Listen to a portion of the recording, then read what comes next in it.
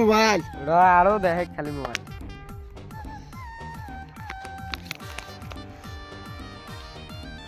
কেরে এত মোবাইল কুটি গেল কিতনি দিতে বেচালো নাকি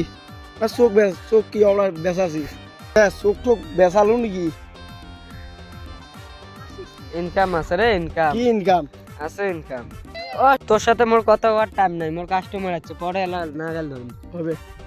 এত রে কুটি ভাই কি বিজনেস করেন